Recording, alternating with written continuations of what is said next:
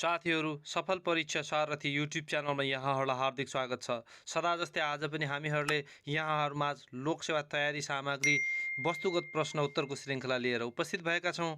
आउनु सुरु गरौँ आजको यो श्रृङ्खला। प्रश्न नम्बर 1, सन् 2023 अप्रिल 4 मा विश्व बैंकद्वारा सार्वजनिक Nepal development update final tuning policy in a turbulence environment प्रतिवेदन अनुसार चालु आर्थिक वर्षमा नेपालको आर्थिक वृद्धि दर कति हुने अनुमान छ? यसको सही उत्तर रहेको छ 4.1%।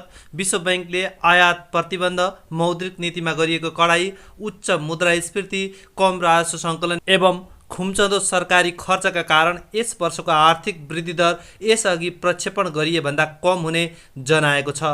आर्थिक वर्ष सन् 2024 मा भने पर्यटन क्षेत्रमा थप सुधार, विप्रेषण आप्रवाहमा वृद्धि, मौद्रिक नीतिमा क्रमशः गरिने सहजताका कारण वृद्धि दर बढेर 4.9% पुग्ने विश्व बैंकको प्रक्षेपण रहेको छ। यसैगरी अप्रिल 4 मा नै एडिबीद्वारा सार्वजनिक एसियन डेभलपमेन्ट आउटलुक अनुसार पनि नेपालको आर्थिक वृद्धि दर 4.1% रहने अनुमान रहेको छ। चालु वर्ष कसिलो मौद्रिक नीति, महामारीको बाँकी प्रभाव तथा विश्वव्यापी अस्थिरताका कारण त्यसको असर नेपालको वृद्धि दरमा देखिने एडिबीको अनुमान रहेको छ।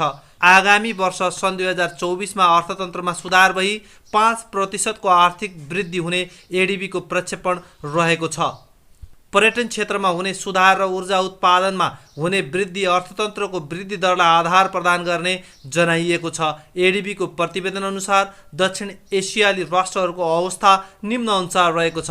मालदिप्स 7.1%, यसैगरी भारत 6.4%, बङ्गलादेश 5.3%, भुटान 4.6%, नेपाल 4.1%, पाकिस्तान 0.6% र यसैगरी श्रीलङ्का 3%। विश्व बैंकको यो प्रक्षेपण एडिबीको तुलनामा 0.1% ले कम रहेको छ।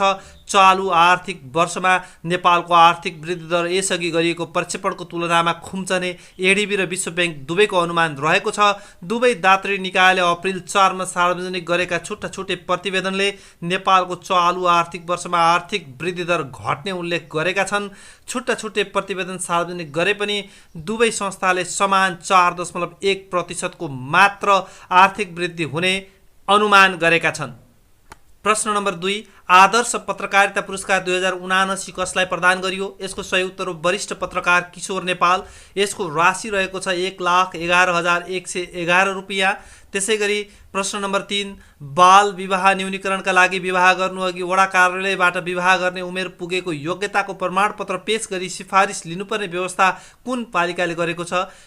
यसको सही उत्तर हो गोलन्जोर गाउँपालिका सिन्धुपाल्चोक। विवाहका लागि 20 वर्ष पुग्नुपर्ने र उमेर नपुगी विवाह गर्ने जोडीलाई गाउँपालिका तथा वडा कार्यालयबाट प्रदान गरिने सेवा सुविधाबाट समेत वञ्चित गर्ने निर्णय 2079 चैत्रमा भएको छ। बाल विवाह मानव विकास सूचकको हिसाबले पनि अनुपयुक्त रहेको र त्यसले सामाजिक विकृति, स्वास्थ्य समस्या, शारीरिक विकासमा बाधा जस्ता समस्या हुने गरेको स्थानीय तहले जनाएको छ।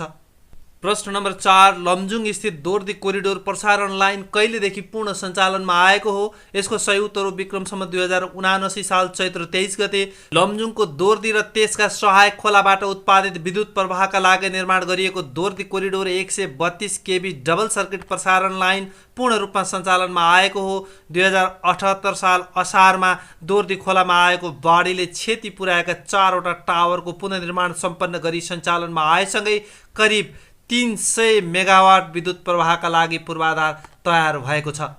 नेपाल विद्युत प्राधिकरणको लमजुङको बेसी सहर नगरपालिकाको उदिपुरबाट दोर्दी गाउँपालिकाको कीर्तिपुर सब स्टेसनसम्मको प्रसारण लाइन गत भदौमा आंशिक खण्ड सञ्चालनमा ल्याएको थियो। यो प्रसारण लाइनमा 27 मेगावाटको दोर्दी खोला, त्यसैगरी 25 मेगावाटको माथिल्लो दोर्दी ए, 12 मेगावाटको दोर्दी खोला 1 र 8.63 मेगावाटको चेपे खोला साना जलविद्युत आयोजना जोडिएका छन्। निर्माणको अन्तिम चरणमा रहेको 54 मेगावाटको सुपर दोर्दी ख जलविद्युत सहित त्यस कोरिडोरमा निर्माणाधीन र निर्माण हुने अन्य आयोजनाको विद्युत यही लाइनमा जोडिनेछ। प्रश्न नम्बर 5 अमेरिकी पूर्व राष्ट्रपति डोनाल्ड ट्रम्पले न्युयोर्क स्थित एक अदालत समक्ष आत्मसमर्पण कहिले गरेका हुन्? यसको सही उत्तर हो सन् 2023 अप्रिल 4। अमेरिकी इतिहासमा पूर्व राष्ट्रपतिले अदालतमा आत्मसमर्पण गरेको यो पहिलो पटक हो।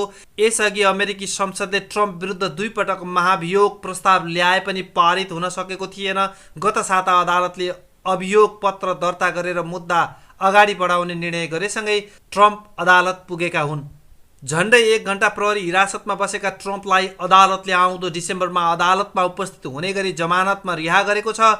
उनीमाथि 34 वटा अभियोग लगाइएको छ। सन् 2016 को राष्ट्रपतीय निर्वाचन अघि ट्रम्पले पूर्व पोर्न स्टार स्टर्मी डेनियल्ससँग कायम गरेको यौन सम्बन्ध र त्यसलाई गोप्य राख्न दिएको $1,30,000 अमेरिकी डलरलाई मुख्य मुद्दा बनाइएको जनाइएको छ। यस्तै अवैध रूपमा सम्पत्ति जोडेको, व्हाइट हाउसबाट महत्त्वपूर्ण कागजात गायब गरेको, चुनावी परिणाम अस्वीकार गर्दै व्हाइट हाउसमा आक्रमण गराएको लगायत उनीमाथि 34 वटा मुद्दा लगाइएको छ। उनले ती आरोपलाई अस्वीकार गर्दै आएका छन्।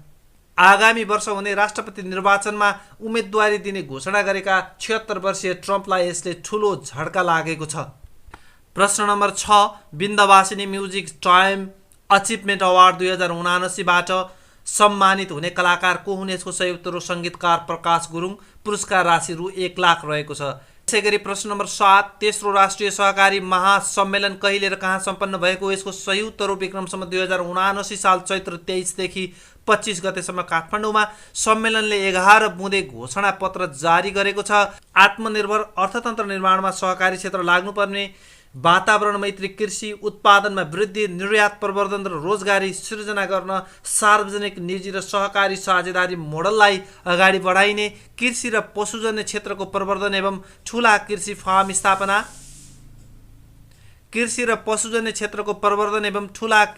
स्थापना, कृषिजन्य वस्तु तथा सेवाको मूल्य तथा आपूर्ति श्रृङ्खला विकास गरी सहकारीको ब्रान्ड प्रवर्धन गर्ने घोषणा पत्रमा जनाइएको छ। यसैगरी सहकारी सिद्धान्त, मूल्य मान्यता र विधिको परिपालना गरी सहकारीको पहिचान स्थापित गर्न, सहकारी संस्थामा स्वनियमन र सुशासन कायम गर्दै सदस्य केन्द्रित व्यवसायका माध्यमबाट गुणात्मक सहकारी अभियान निर्माणमा प्रतिबद्धता लगायतका विषय घोषणा पत्रमा उल्लेख गरिएको छ। प्रश्न नम्बर 8 बेलायत सरकारले स्थानीय तहको वित्तीय तथ्याङ्क व्यवस्थापन गर्ने सम्बन्धी सफ्टवेयर प्रणाली सूत्र नेपाललाई कहिले हस्तान्तरण गरेको हो? यसको सही उत्तर हो विक्रम सम्वत 2079 असार 9 गते। बेलायत सरकारले स्थानीय तहको वित्तीय तथ्याङ्क व्यवस्थापन गर्ने स्थानीय सञ्चित कोष व्यवस्थापन प्रणाली सूत्र हस्तान्तरण गरेको छ।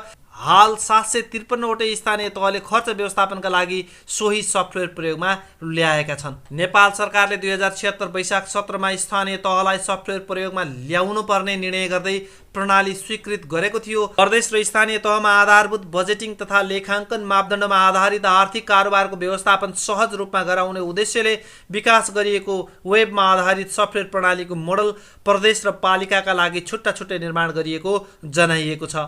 प्रश्न नम्बर 9 राष्ट्रिय भूकम्प सुरक्षा दिवस कहिले मनाइन्छ? यसको सही उत्तर हो माघ 2 गते 2079 सालको नारा रहेको छ भूकम्प सुरक्षित पूर्वाधार, सुरक्षित जीवनको आधार। नेपालमा विक्रम सम्वत 1990 माघ 2 मा गएको भूकम्पको स्मरण गर्दै 2055 देखि यो दिवस मनाउन थालिएको हो। प्रश्न नम्बर 10 षट्कोणलाई कसको प्रतीकका रूपमा लिइन्छ? यसको सही उत्तर हो सरस्वती। यसैगरी प्रश्न नम्बर 11 नेपाली साहित्यका प्रथम शहीद भनी कसलाई चिनिन्छ? यसको सही उत्तर हो सुब्बा कृष्णलाल अधिकारी। प्रश्न नम्बर 12 मिटर ब्याज पीडितको समस्या समाधान गर्नका लागि छानबिन आयोगको गठन कहिले गरियो? यसको सही उत्तर हो विक्रम सम्वत 2079 चैत्र 20 गते। पूर्व न्यायाधीश गौरी बहादुर कार्कीको नेतृत्वमा गठित आयोगको सदस्यमा उत्तम राज सुवेदी र गणेश बाबु अर्याल रहनु भएको छ। आयोगलाई 3 महिनाभित्र प्रतिवेदन पेश गर्ने समयावधि तोकिएको छ। प्रश्न नम्बर 13 नेपाल राष्ट्रिय तथा अन्तर्राष्ट्रिय खेलाडी सङ्घ NNIPA को 2079 चैत्र 20 मा सम्पन्न 17औं अवार्ड कार्यक्रममा वर्षका उत्कृष्ट खेलाडी घोषित हुन सफल खेलाडी को हुन्? यसको सही उत्तर हो पुरुषतर्फ प्रिन्स दाहाल र महिलातर्फ एन्जिला तुम्बापो सुब्बा। सर्वश्रेष्ठ दुवै खेलाडीलाई जनही 1 लाख रुपियाँ प्रदान गरिएको छ। वर्ष उत्कृष्ट खेलाडीहरू पुरुषतर्फ प्रिन्स दाहाल, उनी ब्याडमिन्टनका खेलाडी हुन्। त्यसैगरी महिलातर्फ एन्जिला तुम्बापो सुब्बा, उनी फुटबलकी खेलाडी हुन्। त्यसैगरी प्रतिभाशाली वर्ष खेलाडीलाई 50,000 रुपियाँ प्रदान गरिएको छ। महिलातर्फ चञ्चला दनुवार करातेकी, त्यसै गरी पुरुषतर्फ सद्भाव आचार्य उनी गल्फका खेलाडी हुन्। NNIPA वर्षका उत्कृष्ट खेल पत्रकार ध्रुव तुलाधर भएका छन्। उनले रु 35,000 रुपियाँ प्राप्त गरेका छन्। यसै गरी गजराज स्मृति आदर्श व्यक्तित्व खड्गबहादुर राणाभाटलाई प्रदान गरिएको छ। उनले पनि रु 35,000 रुपियाँ प्राप्त गरेका छन्।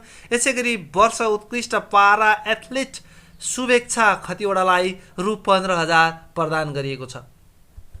प्रश्न नम्बर 14, नेपालमा पहिलो पटक अफलाइनबाटै माटो परीक्षण र कृषि उपजमा लाग्ने रोगको पहिचान गर्नका लागि निर्मित मोबाइल एप कुन हो? यसको सही उत्तर हो साथी। प्रश्न नम्बर 15, सिंहदरबारमा आगलागी हुँदा नेपालका प्रधानमन्त्री को थिए? यसको सही उत्तर हो कृतिनिधि विष्ट। यसै गरी प्रश्न नम्बर 16, मिसन मुनाल केसँग सम्बन्धित छ? यसको सही उत्तर हो भूउपग्रह। नेपाल र थाइल्यान्डका विद्यार्थीहरूद्वारा निर्माण गरिने यो भूउपग्रह विक्रमसम्म 2080 वैशाखभित्र प्रक्षेपण गर्ने लक्ष्य रहेको छ। पहिलो पटक नेपाली स्याट-1 भूउपग्रह 2076 साल वैशाख 4 गते प्रक्षेपण गरिएको हो। प्रश्न नम्बर 17, बुलेट महाराज भनेर कसलाई चिनिन्छ? यसको सही उत्तर हो युवराज त्रैलोक्य।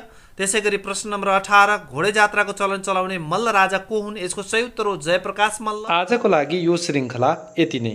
यहाँहरूलाई आजको यो श्रृङ्खला कस्तो लाग्यो कमेन्ट बक्समा आफ्नो अमूल्य प्रतिक्रिया अवश्य जनाउनुहोला। साथै यस च्यानललाई सब्स्क्राइब गर्नुभएको छैन भने च्यानललाई सब्स्क्राइब गरी बेल नोटिफिकेसन पनि अन गर्नुहोला। पुनः अर्को श्रृङ्खलामा भेटघाट हुने नै छ। तबसम्मका लागि बिदा दिनुहोस्। नमस्कार।